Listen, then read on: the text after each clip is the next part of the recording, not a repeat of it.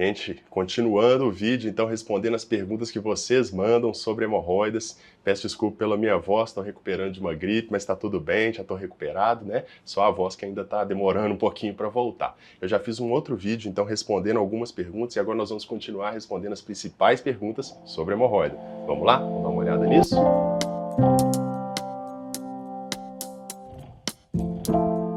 Olá, eu me chamo Marcelo Werneck, sou coloproctologista em São Paulo e Belo Horizonte. Se é a sua primeira vez aqui, lembra de se inscrever no canal e curte o vídeo, não custa nada, gente, dá o joinha. Isso ajuda o canal a crescer, o YouTube a indicar para mais pessoas, isso ajuda muito, né? Ajuda outras pessoas e ajuda o canal também. Então, se você já clicou, muito obrigado. Se não clicou, clica agora, por favor. Primeira pergunta, gente, por que a hemorroida sai? Gente, hemorroidas são vasinhos de sangue bem pequenininhos ali daquela região. Aquilo ali não é uma variz, não é um vaso dilatado que fica saindo. A hemorroida sai porque, ao longo do tempo, ela vai perdendo a sustentação. E isso tem muito a ver com a história familiar. Muitas vezes as pessoas vão ter história familiar e nem sabem disso, porque as pessoas não falam sobre isso, gente. Isso é um tabu na nossa sociedade. Mas quando a pessoa fala e começa a perguntar, vai ver que tem vários casos na família. Então a hemorroida ela pode sair por isso, uma tendência familiar que vai perdendo a sustentação daqueles vasos. Fora isso, existe a crise de hemorroida ou trombose hemorroidária. A trombose hemorroidária seria quando tem um coágulo ali dentro das hemorroidas, é um episódio agudo. Aí é diferente, não é aquela hemorroida do dia a dia. Então nós temos que diferenciar a hemorroida do dia a dia, que está sempre saindo, descendo ou sangrando, daquela hemorroida que é uma crise que acontece eventualmente. Essas crises que acontecem eventualmente, elas são em geral autolimitadas, ou seja, elas vão se resolver sozinhas e a gente precisa tratar os sintomas para que melhore enquanto a pessoa não sinta dor. Próxima pergunta, por que a hemorroida dói tanto? Gente, pode até te surpreender, mas hemorroidas em geral não doem. Calma que eu vou explicar. Hemorroidas, gente, como eu falei, são vasos de sangue que começam a descer. Quando eles descem e saem, em geral não doem, dão mais é um desconforto, às vezes pode ter sangramento também sem dor, mas naqueles momentos em que acontece a crise de hemorroida ou a trombose hemorroidária, aquele tecido está inflamado e aí sim é comum de causar dor. Essa dor em geral vai durar alguns dias e começa a melhorar. Já a crise, né, o trombo, o coágulo, ele demora mais dias para sumir, mas a dor ela passa em poucos dias. Agora, gente, uma coisa que surpreende muitas pessoas é que muitas vezes o problema não é hemorroida, a pessoa está com fissura anal e acha que tem hemorroida. A fissura já costuma causar dor sim no dia a dia, podendo ou não sangrar. Então a pessoa acredita que tem hemorroida e na verdade tem fissura. São inúmeros os casos que eu já atendi de pessoas que chegam falando que tem hemorroida e a gente faz um diagnóstico de fissura, de fístula ou até de câncer de ânus. É, gente, existe câncer de ânus. Então, na presença de sintomas, tem que procurar atendimento. Não tenta fazer seu diagnóstico. Às vezes está achando que a hemorroida está convivendo com um problema. Pode ser uma coisa que é simples de resolver, que vai tratar com uma pomada, com algumas mudanças de hábito de vida, e pode ser uma coisa muito mais grave, como eu falei, como um câncer. Então, o tratamento vai depender muito do diagnóstico. Então, é importante que tenha um diagnóstico adequado. Próxima pergunta, gente. Por que a hemorroida coça? Gente, hemorroides, como eu falei, são vasos de sangue, mas eles são recobertos por uma mucosa. Quando a gente olha ali, a gente vai ver uma mucosa para fora. Mucosa produz o quê? Muco. Muco é aquele tecido que parece um catarro, uma certa umidade ali. Quando a hemorroida começa a ficar para fora, essa umidade começa a acometer aquela pele em volta do ânus, a pele perianal. Quem já ficou com um sapato molhado o dia inteiro sabe que o pé começa a coçar, não é mesmo?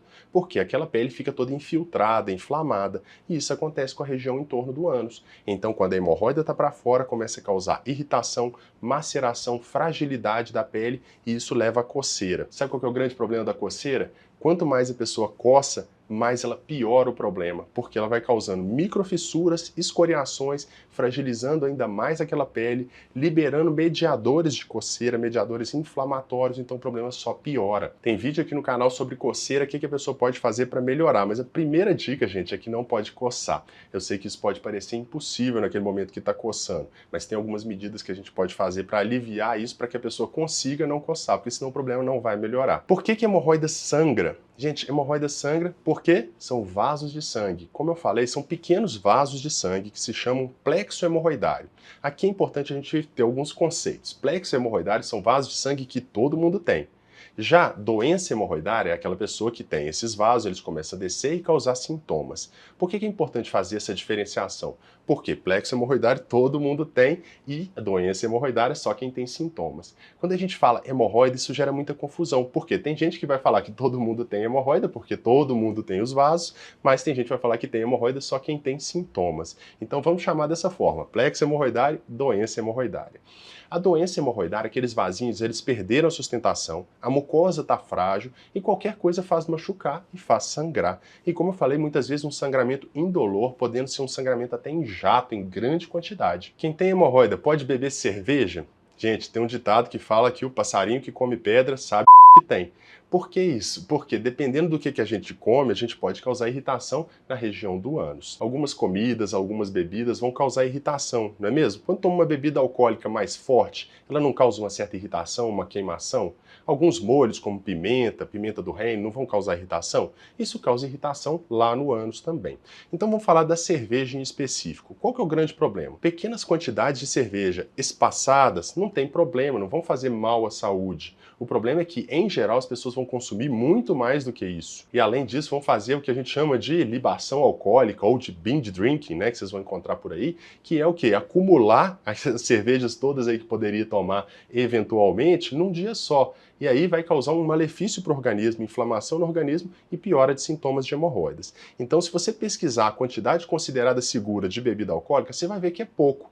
Essas pequenas quantidades, a princípio, não tem problema, mas esses exageros, sim, tanto para o organismo como para as hemorroidas. Quem tem hemorroida pode pegar peso. Gente, são inúmeros os casos que eu já vi de pessoas que pegaram peso, estão fazendo uma mudança, pegam um armário, a máquina de lavar, então, né, que é aquela coisa muito pesada, e aí desenvolve uma crise de hemorroida, aquela trombose.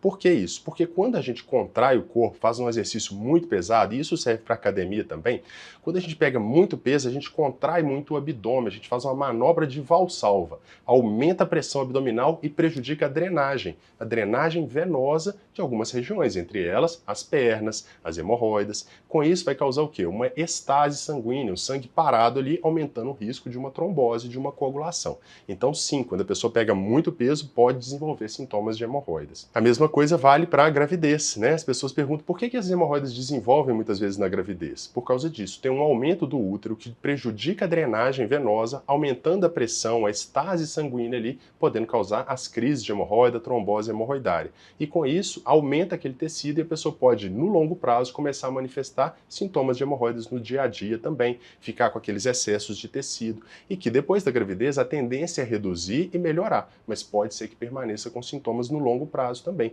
São vários os casos que eu já vi de pessoas que depois de uma gravidez permaneceram com sintomas e acaba até muitas vezes precisando de operar. Quem tem hemorroida pode andar de bicicleta? Gente, isso aí depende muito dos sintomas de cada pessoa. Durante aquele momento de crise, que está inchado com a trombose hemorroidária, em geral não é indicado, né, que fique ali sentado em cima de um banco que vai apoiar muito naquela região ali. Já aquela pessoa que tem sintomas leves, eventuais, no dia a dia, mas que quando faz a prática do ciclismo não tem nenhum problema, a princípio não tem por que limitar esse tipo de prática. Então a gente tem que observar de acordo com os sintomas. Aqui vale um parêntese. Gente que, quando faz atividade física, desenvolve crise de hemorroida. Gente que não pode andar de bicicleta por causa de hemorroida. Está limitando a vida por causa de hemorroida. É o momento de quê? De tratar a hemorroida, gente, não de parar a atividade física. Então não deixe de fazer uma coisa saudável para conviver com um problema. Então procure atendimento, como eu já falei várias vezes, o tratamento de hemorroida nem sempre é cirúrgico, não fica com medo de ir no médico. Vai, procura atendimento, porque muitas vezes o tratamento vai ser de consultório, vai ser com mudança de hábito de vida, algumas medicações, e a pessoa vai resolver os sintomas. E lembrando que nem sempre são hemorroidas, já vi vários pacientes que tinham fístula, que tiveram abscesso, que tinha fissura, e achava que era hemorroida, sentava ali na bicicleta e sentia dor, e o tratamento muitas vezes é bem simples. Próxima dúvida, qual a diferença de hemorroida interna e hemorroida externa? Gente, a diferença não é que uma é para dentro e outra é para fora, não. A diferença ali é anatômica no local que a hemorroida surge. Existe uma linha na região do ânus que a gente vai chamar de linha pectínea ou linha denteada, que ela divide a conexão de dois tipos de tecido de origens embrionárias diferentes. Então lá no embrião, um veio de um lugar e outro veio de outro. Nessa junção tem uma diferença muito grande de sensibilidade, principalmente. A hemorroida interna ela vai ter uma sensibilidade muito parecida com o do intestino e a hemorroida externa muito parecida com a da pele. Por que isso é importante? Porque vai influenciar o tipo de tratamento. As hemorroidas internas internas, a gente tem várias opções de tratamentos, às vezes de consultório. Já as hemorroidas externas, quando elas são muito sintomáticas, os procedimentos em geral vão ser cirúrgicos. Então, para a gente diferenciar qual que é interna e qual que é externa, no exame clínico a gente consegue ver onde que aquela hemorroida está localizada, se é acima dessa linha ou abaixo dessa linha. Isso vai definir. Acima dela vai ser hemorroida interna e abaixo hemorroida externa. Agora, a hemorroida interna, ela pode sair. Isso não torna ela uma hemorroida externa, isso torna ela uma hemorroida grau 2, 3 ou 4, mas não uma hemorroida externa. E a hemorroida externa, ela pode ser localizada na parte interna, no final do canal anal. Então não é o fato de estar para dentro ou para fora que define se ela é interna ou externa, mas sim onde ela se desenvolve, se é acima ou abaixo da linha pectínea. E hemorroida, como tratar? Gente, tem vídeo inteiro aqui no canal falando sobre como tratar a hemorroida. Mas ó, nós temos algumas coisas que a gente deve fazer. Primeiro, bom funcionamento intestinal. Isso já ajuda a irritar menos a região. Cuidado na hora de evacuar, ficando numa posição adequada, evitando a limpeza com papel higiênico, tentando ou lavar ou usar um lenço umedecido, isso já ajuda demais. Comer bem, fazer atividade física, né? Isso é fundamental para que o organismo fique bem, né? Ter um peso adequado é outra coisa, que vai diminuir a pressão ali na região. Então, se você está com peso acima, só de perder peso já pode melhorar os sintomas de hemorroida. Fora isso, nós vamos entrar com pomadas e medicações que a gente vai usar especialmente nos momentos de crise ou numa ponte, né? Enquanto o tecido está inflamado, está irritado ali, até que melhore ou até que a gente faça algum procedimento. Depois disso, a gente vai entrar com os procedimentos que podem ser procedimentos de consultório ou procedimentos cirúrgicos. De consultório, a gente tem algumas opções, entre elas a ligadura elástica, a escleroterapia, o infravermelho, e depois disso a gente já vai para os procedimentos cirúrgicos que podem ser mais ou menos invasivos, de acordo com o tipo de caso. Lembrando que eu tenho um perfil lá no Instagram que eu faço caixinhas de perguntas, vocês mandam, eu respondo nos stories, respostas ali curtinhas, mas que dá para responder muita pergunta. No meu site, toda semana, tem textos de qualidade para vocês e o meu TikTok eu também posto vídeos lá, fica à vontade para conhecer. Um grande abraço e até a próxima!